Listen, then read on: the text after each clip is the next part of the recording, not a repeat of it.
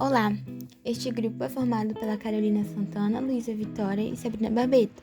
Nós vamos apresentar sobre os estados nacionais absolutistas.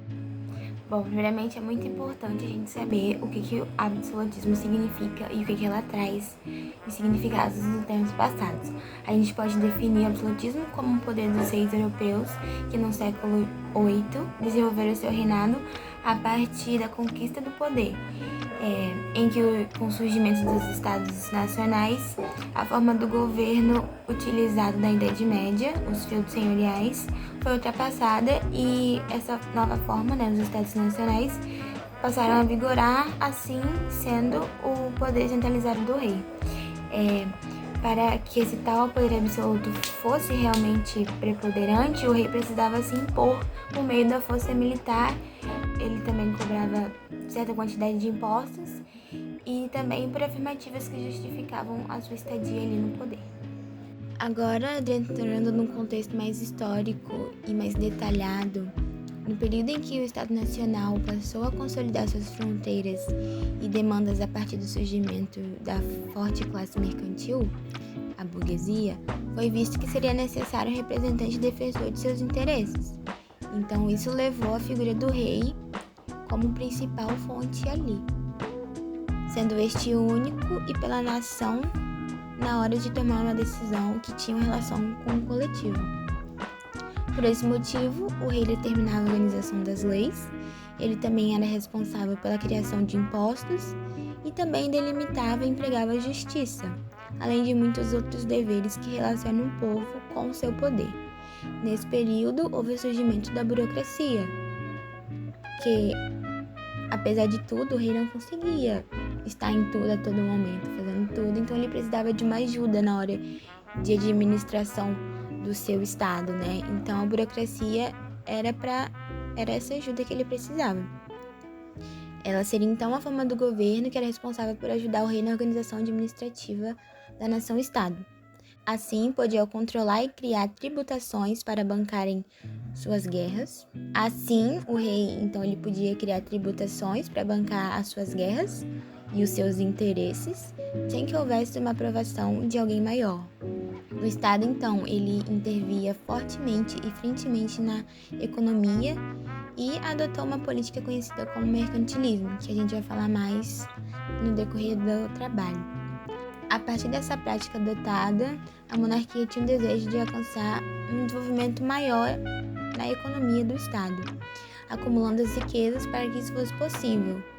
Então, ela desenvolveu fortemente o comércio interno e o rei passou a impor impostos alfandegários, com o intuito de reduzir a necessidade de importação e evitar a saída do capital.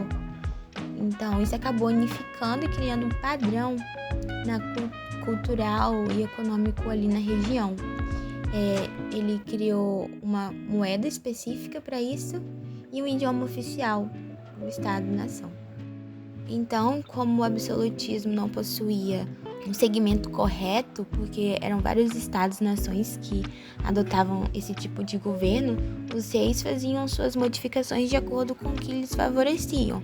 Então, não há características homogêneas e apresentavam particularidades dependendo dos locais onde eles eram regidos. Então, os modelos que mais se destacaram em todo o mundo desse sistema político foi o francês, o inglês e o espanhol, que falaremos mais aprofundadamente sobre cada um. A Espanha também foi um principal modelo de Estado absolutistas. Nele, mantinha presente o exemplificar de monarquia peninsular hereditária como forma de governo na Península Ibérica, onde a sucessão dos reis era passada de pai para filho. E esse sistema era conhecido como a raiz da prática absolutista ibérica. Mas, no século VIII, ocorre a invasão da Península Ibérica pelos povos muçulmanos, conhecidos como mouros. Eles ocuparam um grande espaço do território da Península Ibérica, principalmente no centro e ao sul. Então, houve uma forte influência muçulmana naquela região. Após algum tempo, os povos ibéricos conseguiram reconquistar o território. Esse episódio ficou conhecido como a Reconquista, mas o território ainda estava dividido em 4 grandes reinos, conhecidos como Navarra, Leão, Castela e Aragão. Esses 4 grandes reinos tentavam se unificar da monarquia espanhola e, ao mesmo tempo que eles faziam isso, eles estavam participando de diversas disputas em cada lugar do seu espaço. Castela, então, ficou responsável por tentar essa unificação através de matrimônios entre os monarcas ibéricos de cada reinado. Alguns reis que podem se destacar principalmente é o rei Fernando VI e o rei Fernando VII. O primeiro modelo que temos é o modelo francês, que começou com Richelieu preparando o terreno para que a figura do rei fosse centralizada. E ele fez isso limitando a influência dos nobres nas decisões políticas e administrativas e ampliou a força dos funcionários reais, criando uma forte burocracia controlada pelo rei. O rei Luís XIV foi uma importante figura nessa questão de ser um dos principais reis absolutistas. Ele se destacou fortemente, além de ter uma famosa frase atribuída a ele, conhecida como Estado sou eu. Porque, assim, para afirmar o modelo político do absolutismo, ele precisava ser implacavelmente autoritário. A gente separou esse trecho aqui do historiador Marco Antônio Lopes para poder exemplificar um pouco melhor. Na Inglaterra, o absolutismo ele começou no fim do século XV e ele começou devido à Guerra das Duas Rosas, que se opôs às duas principais dinastias que viviam ali na época, os Lancasters e os York. E quando esse conflito acabou, quem assumiu o trono foi Henrique VII, fundador da dinastia Tudor. Após isso, seu filho nasceu e do seu filho surgiu Henrique VIII. Ele foi responsável por uma reforma religiosa que rompeu com a Igreja Católica da época e assim surgiu a Igreja Anglicana. A influência também foi o reinado da Elizabeth I, que governou entre os anos de 1558 a 1603. Ele foi marcado principalmente pela consolidação do poder real dessa igreja mencionada antes, a Igreja Anglicana, que ao mesmo tempo que estava se tornando forte, ela sofreu muitas perseguições aos fiéis de outras denominações, como sendo cristãos ou não.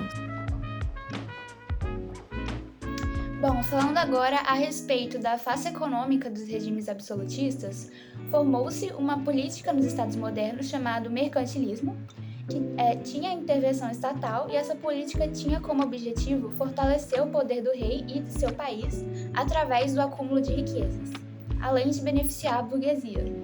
Então, para que isso ocorresse, fez-se necessário a ampliação da economia em geral. Sendo assim, a base das riquezas de uma nação se tornou a comercialização com o exterior e a exploração de outros territórios. Então, dentre as principais características do mercantilismo, destacam-se o conceito de metalismo, onde se acreditava que quanto maior o acúmulo de metais preciosos em um território, metais como ouro e prata, maior seria o seu poder e a sua riqueza.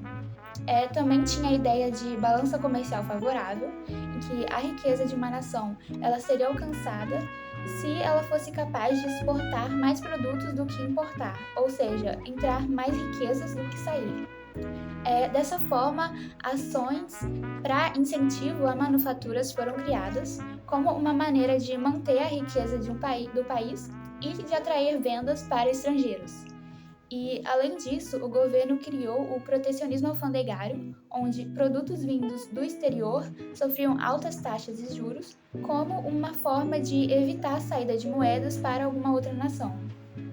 O período mercantilista foi marcado pelas grandes navegações. Naquela época, continentes como a América e a Oceania eram territórios desconhecidos e incertos para os europeus. Mas isso mudou a partir do século XV, com o desejo de conhecer novos territórios e principalmente pelo desejo de buscar riquezas para os estados nacionais modernos. Essas explorações foram financiadas pelas alianças entre os reis e a burguesia. Tudo iniciou com o fato de que, para que os países europeus conseguissem comprar especiarias, que eram produtos importantes na Europa, eles teriam que negociar com comerciantes de regiões como Genova e Veneza, que tinham o domínio sobre esses produtos nessa época, devido ao fato de estarem com o domínio do Mar Mediterrâneo, que era o canal de comunicação e de transporte dos produtos vindos do Oriente. Mas eles cobravam preços muito altos aos europeus, então, devido a isso, uma nova rota para a região das Índias se tornou fortemente desejada. Portugal é considerado o país pioneiro nas expansões marítimas e comerciais, devido a um conjunto de fatores favoráveis, como estarem mais avançados em relação às inovações náuticas, terem o poder e uma economia consolidada, além de possuir uma ótima posição geográfica com o seu litoral voltado ao Oceano Atlântico. O primeiro feito da expansão portuguesa foi a conquista de Ceuta, em 1415, no norte da África. Depois disso, os portugueses visaram explorar as regiões da costa do continente africano, a fim de contorná-lo para chegar às Índias. Em 1434, a região do Cabo do Bojador foi atravessada, seguindo então por outras expedições, como a do Cabo da Boa Esperança. Nos locais em que chegavam, os portugueses implantavam a exploração econômica, obtendo produtos como cana-de-açúcar. E, em 1498, Vasco da Gama foi o primeiro português a realizar a rota marítima até as Índias. Depois de Portugal, os espanhóis foram outros a realizar a expansão e os primeiros a organizar uma expedição ao continente americano. Em 1492, o espanhol Cristóvão Colombo navega em busca de um caminho alternativo às Índias pelo lado oeste, visto que o sul da África já estava sob domínio português, e nesse caminho ele chega à América Central, colonizando diversos territórios e explorando metais preciosos em grande quantidade.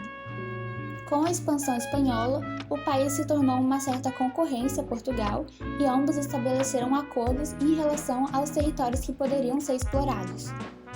Acordos como a Bula Intercoeteira e o Tratado de Tordesilhas. E em 1500, uma outra expedição portuguesa levou Pedro Álvares Cabral ao Brasil, lugar que se tornou um grande foco da economia mercantilista portuguesa. A partir do momento em que as colônias eram criadas nos países colonizados, se formava um pacto colonial, que era um acordo em que as colônias europeias deveriam fazer comércio apenas com a sua metrópole, que compravam por um preço baixo produtos que seriam valiosos lá para a Europa e lá revendiam por um preço bem mais caro, gerando mais lucro. Após o grande feito das expedições portuguesas e espanholas, outros países foram em busca de conquistar novos territórios, como a Inglaterra, a França e a Holanda. Para falar sobre o papel da Ásia na Idade Moderna, a gente precisa comentar sobre a Rota da Seda. Ela foi uma importante rota que serviu para intercâmbio comercial e cultural entre a Ásia, Europa e África Mediterrânea. Com a conquista do Império Bizantino pelos turcos em 1453 d.C., que marcou o início da Idade Moderna, cortaram seus laços com o mundo ocidental, fechando assim a Rota da Seda. Como consequência disso, foi necessário buscar novos caminhos para o retorno do comércio entre a Europa e o Oriente. Dessa forma, europeus foram forçados a se lançarem ao mar, dando início ao período das grandes navegações, ou Era dos Descobrimentos, que levou à interação mundial e ao início de uma comunidade global, como já dito anteriormente. Assim, é possível dizer que a Rota da Seda traçou as bases para o desenvolvimento do mundo moderno. Entre os produtos comercializados, as chamadas especiarias, estavam do Ocidente para o Oriente: cavalos, selas e artigos de montaria, videiras e uvas, cães e outros animais, peles e couro de animais, mel, frutas, entre outros. Do Oriente para o Ocidente, seda, chá, tinturas, pedras preciosas, louça, porcelana, iguarias, entre outros. Um dado publicado no artigo A História sobre o Olhar da Química, da revista Química Nova na Escola, evidencia a importância desse comércio para a época. Segundo ele, livros de cozinha franceses publicados entre o século XIV e meados do século XVI atestam que as especiarias eram utilizadas em 58% a 78% das receitas.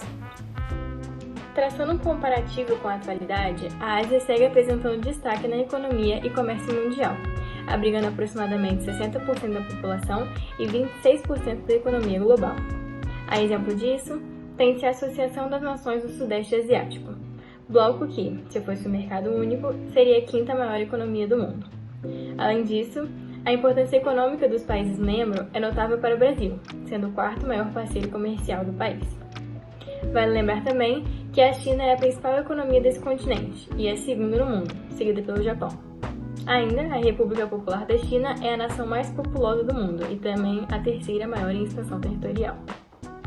Por fim, outro destaque vai para os tigres asiáticos, grupo de países com significativo desenvolvimento econômico.